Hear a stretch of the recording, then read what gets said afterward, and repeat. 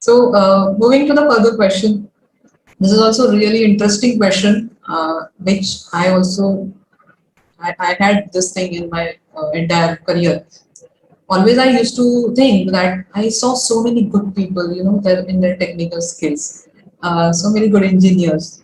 Since I worked in the engineering industry, I always talk engineers because my experience was into that industry.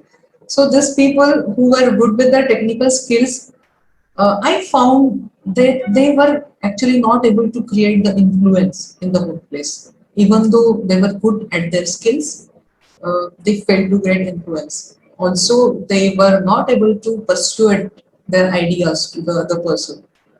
So, and when it comes to high performance, there are a bunch of people who can do everything well. And high performers are that way that they can really create the influence in the surrounding and we can notice it very well. So, how one can create influence? If, for example, the people who are here, if you want to guide them, how they can create influence in their workplace, what they should do. Excellent question.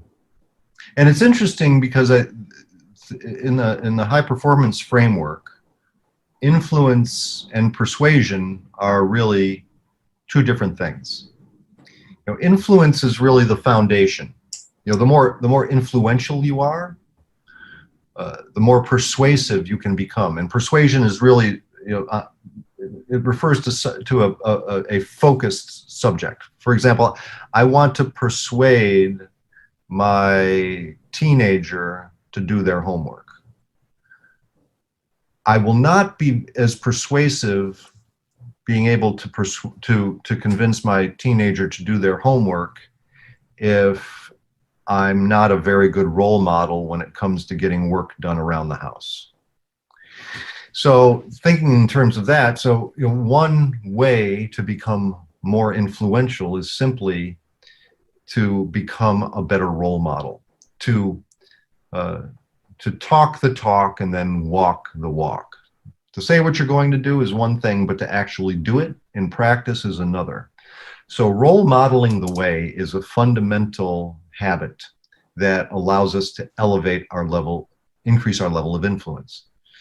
And then a second way to approach this is, so this applies to an entire industry that exists now, which is the influencer industry, right? Which is, and so people that are influencers, what they're doing is they're offering different perspectives for people. That they're helping people to look at things from different angles, different perspectives. They're actually teaching people how to think about things differently. And so that's how you influence, is by teaching people how to think differently. And how can you be more role model the way at work? Well, it's obvious. That's a pretty straightforward one.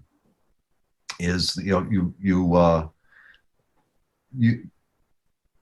both when you're being observed, but also when you're not being observed, you want to be in alignment, in integrity with your values. You want to minimize distractions, as we've talked about before. You want to treat people with kindness and respect.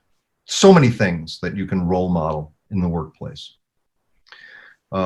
Teaching people how to think differently, it makes you an influencer. So coming to a meeting prepared with your perspective and being ready to share that perspective is one way where you can teach people how to think. If you come to a meeting and you sit through the meeting on your hands and you're dying to say something, then if you don't say it, you're missing an opportunity to increase your level of influence.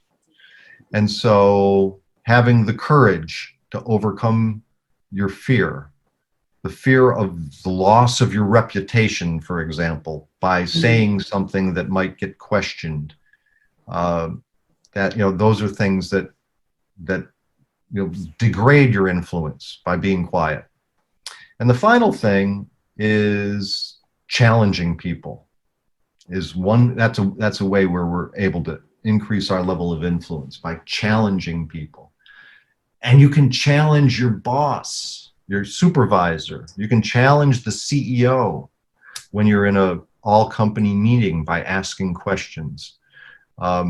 You can challenge your children. You can challenge the people in your life, and it's not an adversarial challenge. It's challenging them to be better.